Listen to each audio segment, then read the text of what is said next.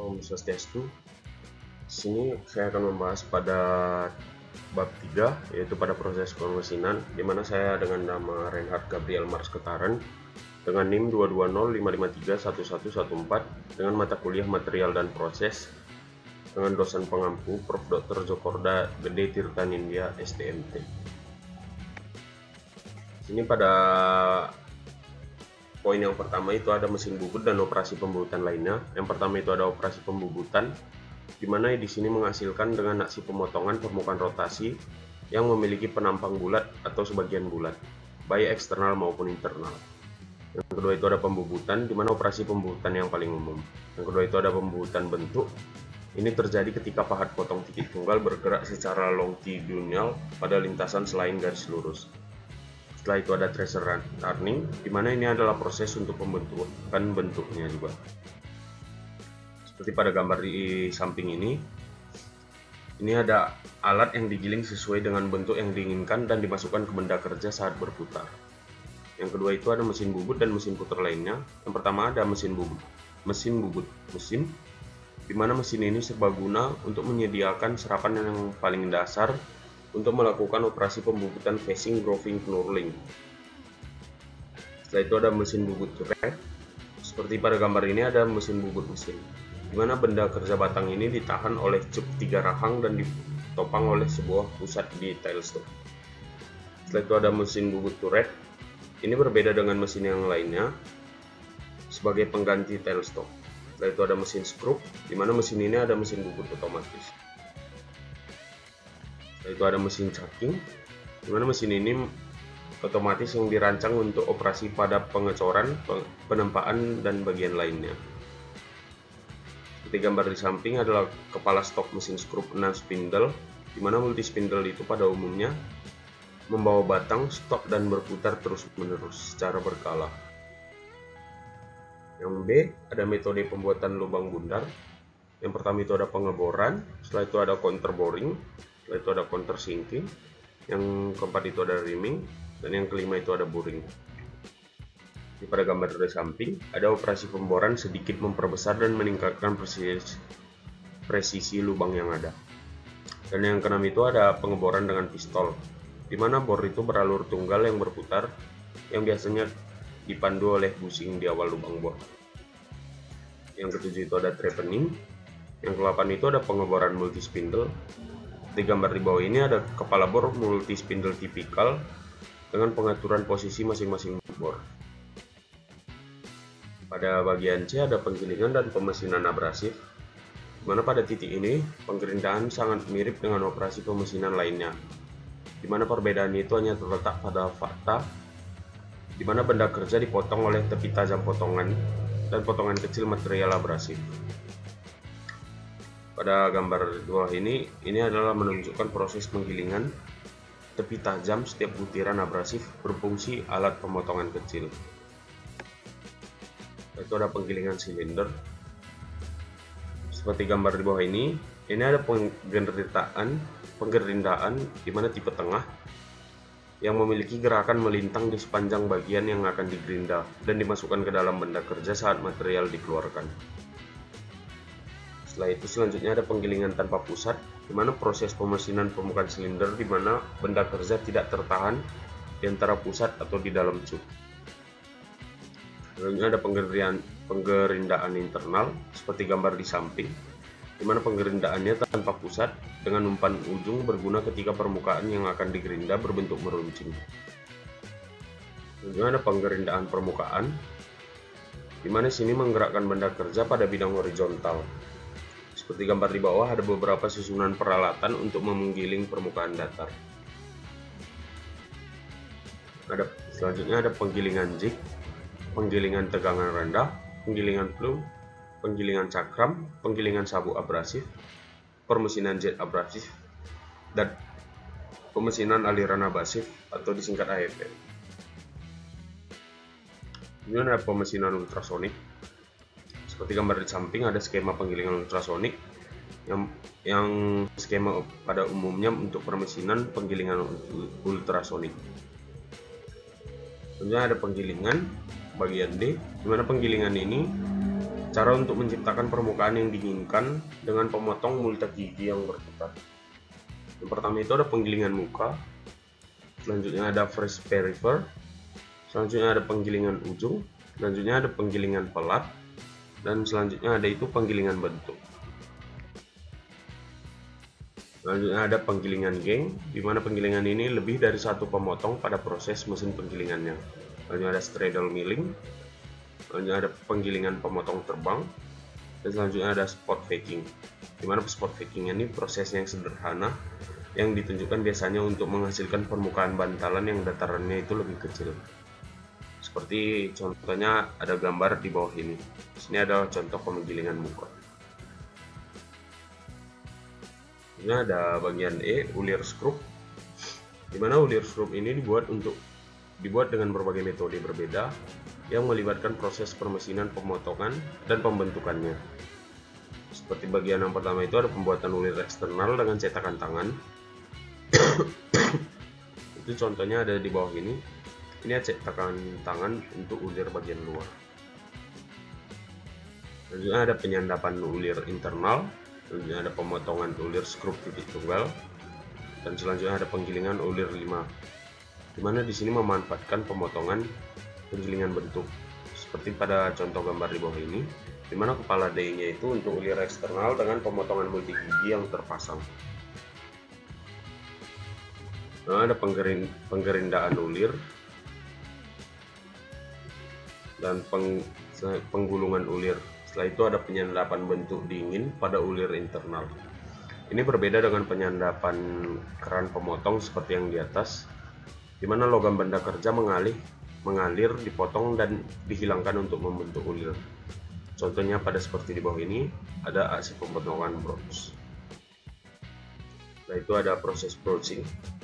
Di mana proses broaching ini adalah operasi permesinan berproduksi tinggi yang melibatkan gerakan satu arah alat potong dengan serangkaian gigi yang berundak secara progresif. Contohnya seperti gambar di samping, di mana broaching internal alur pasak pada katrol dan penampang alur pasak broachingnya itu tipikal, di mana pitch gigi broachnya diperbesar untuk mengilustrasikan prosesnya. Selanjutnya itu ada proses internal broaching, dan juga broaching eksternal, ada port broaching. Selanjutnya ada proses menggergaji. Proses ini ada pemisahan bahan melalui penggunaan pemotongan sempit yang berisi serangkaian ujung pemotong yang melewati benda kerja dalam gerakan terus-menerus atau bolak-balik. Seperti yang pertama itu ada gergaji melingkar, di mana menggunakan gergaji berbentuk cakram bundar dengan gigi pemotong di pinggirannya. Selanjutnya ada gergaji pita, di mana gergaji ini umum pada pemotongan operasi, di mana cakram melingkar dan gergaji adalah pita baja yang tak berujung dengan gigi pemotongan di satu sisi. Contoh gambar gergaji potong melingkar seperti di samping ini. Setelah itu ada jenis gergaji kontur, ada gergaji besi, ada penggergajian abrasif, ada penggergajian tepi berlian, dan ada jenis gergaji biasa. Nah, ada proses pemotongan api atau pemotongan thermal, di mana di sini ada lasma arch cutting, biasa disingkat itu PAC, di mana proses ini pemotongan logam yang menggunakan plasma jet dengan temperatur yang sangat tinggi, dan elektroda tungstennya itu menghasilkan busur listrik, dan gas plasma yang dialirkan melalui busur tersebut berubah menjadi plasma dengan temperatur yang sangat tinggi. Plasmanya diarahkan melalui nozzle sempit, membentuk jet plasma yang sangat kuat, dan jet plasma itu melelehkan logam pada titik potong, lalu gas bertekanan meniup logam cairnya keluar dan menghasilkan potongan yang halus.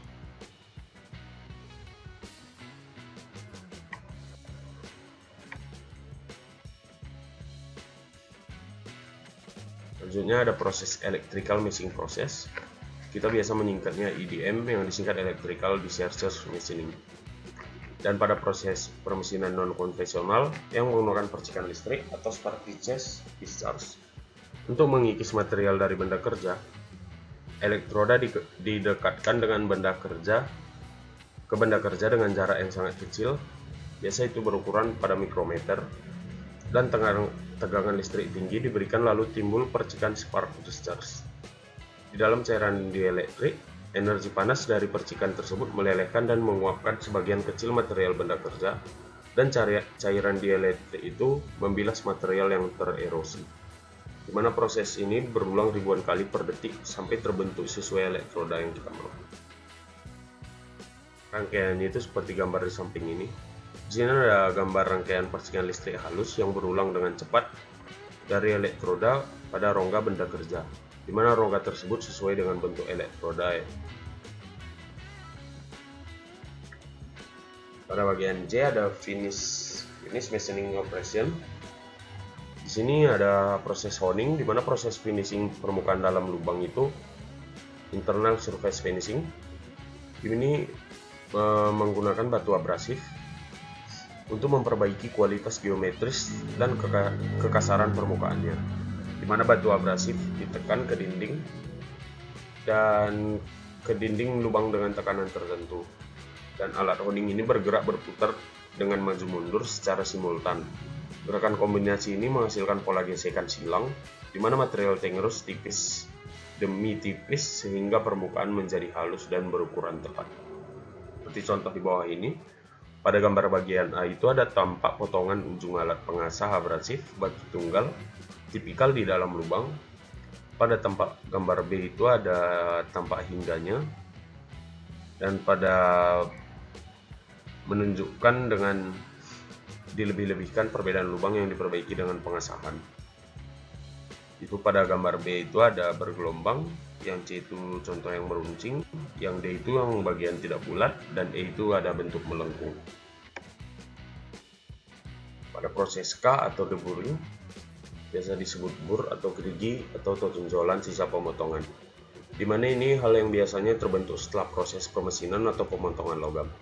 Pada bagian A bur dengan bentuk umum atau tipikal bur, yaitu tonjolan kecil di tepi hasil potongan akibat material yang tidak terputus sempurna.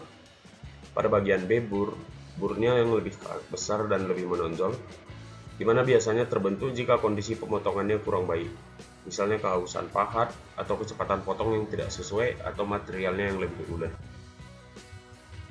Pada contoh ini ada abrasive flow deburring,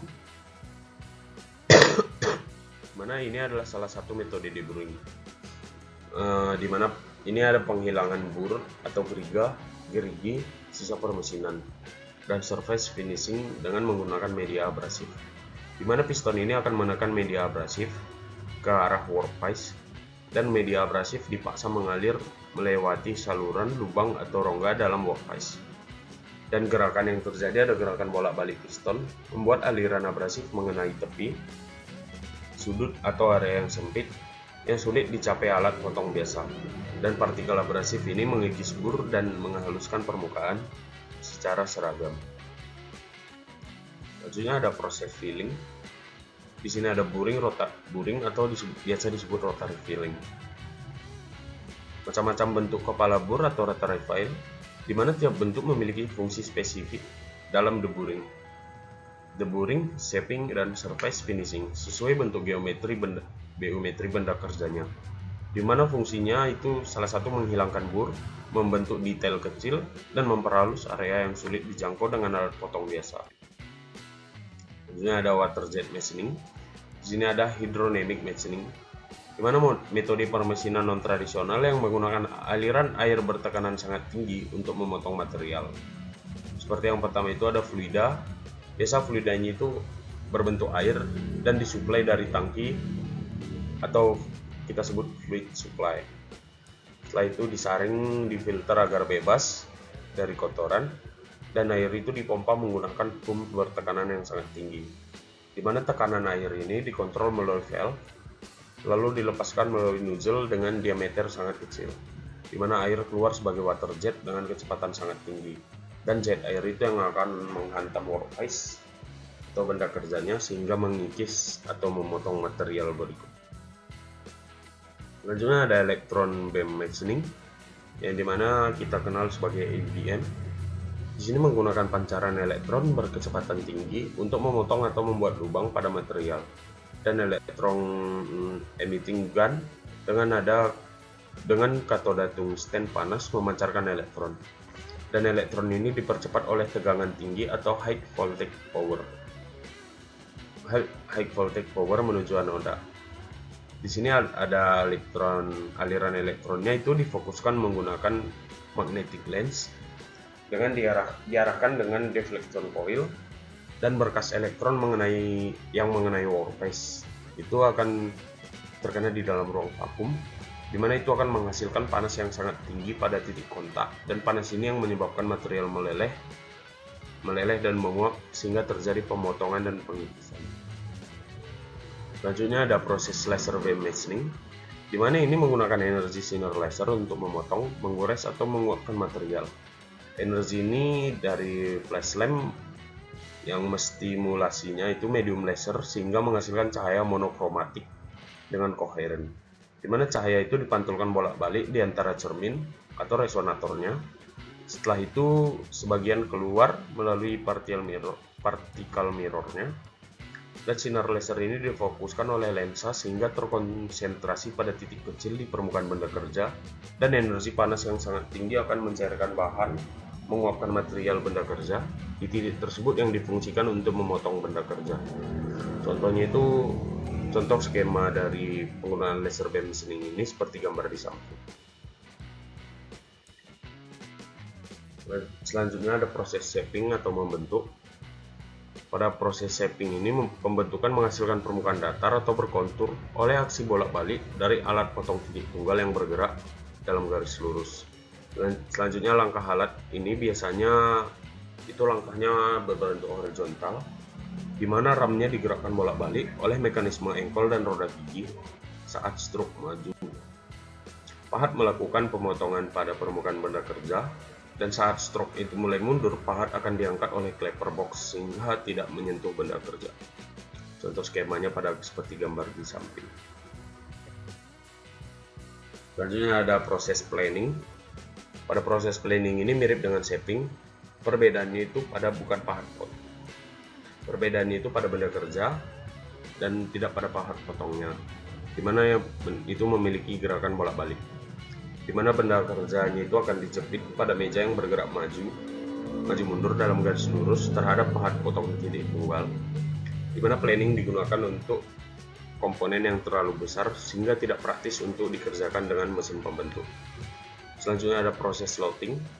Pada proses ini dasarnya sama dengan proses pembentukan. Perbedaannya itu pada gerakan pemotongan biasanya vertikal. Namun pada proses slotting ini menggunakan batangan kunci atau alur lain pada bagian, bukan pada bagian konturnya. Selanjutnya proses chemical machining.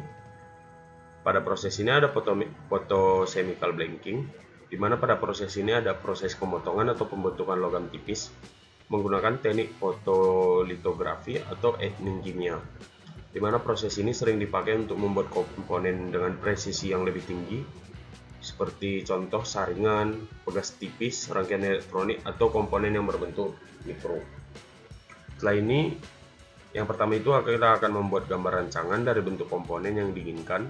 Setelah itu membuat pola atau artworknya di plastik dengan diperbesar dengan skala 1 hingga 100 kali ukuran sebenarnya untuk memudahkan desainnya. Setelah itu pola besar tersebut kemudian diperkecil secara foto menjadi ukuran yang sebenarnya. Selanjutnya ada proses machining centers, di mana pada proses machining centers ini kita menggunakan mesin CNC yang biasa kita kenal komputer numerical control, di mana dengan orientasi spindle horizontalnya, mesin ini digunakan untuk permesinan presisi yang lebih tinggi, terutama pada produksi massal dan komponen yang lebih kompleks. Pada mesin CNC ini, kita memiliki pengubah pahat berkapasitas besar dan meja kerja ganda sehingga satu benda kerja dapat dikerjakan sementara benda kerja lainnya dibongkar atau dimuat. Selanjutnya ada proses numerical and computer control. Pada proses ini gerakan mesin ini tipikal dengan 5 sumbu kontrol, di mana sumbunya itu adalah sumbu linear 3 sampai aksis utama. Pada sumbu X itu gerakan meja ke kiri dan ke kanan atau horizontal, dan pada sumbu Y itu gerakan meja akan maju dan mundur pada arah tegak lurus terhadap X. Dan pada sumbu jet itu ada gerakan spindle atau alat potongnya, di mana gerakannya itu akan naik turun atau vertikal.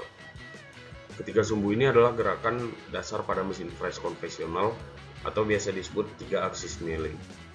Setelah itu dua sumbu rotasi tambahannya ada pada sumbu A, di mana sumbu A itu mengelilingi rotasi mengelilingi sumbu X, dan pada sumbu W itu rotasinya mengelilingi sumbu Y. Dengan adanya rotasi ini, posisi dan sudut pahat bisa diatur lebih mudah dan lebih kompleks tanpa harus melepas dan menjepit ulang benda. Selanjutnya ada proses trimming. Trimming ini ada proses penghilangan material berlebih dari suatu komponen yang sudah dibentuk agar sesuai bentuk akhir yang kita inginkan. Di mana mesin ini indexing table-nya, di mana benda kerja berputar ke posisi berikutnya secara otomatis agar operasi berbeda bisa dilakukan pada setiap stasiun dan lebih efisiensi untuk produksi massal.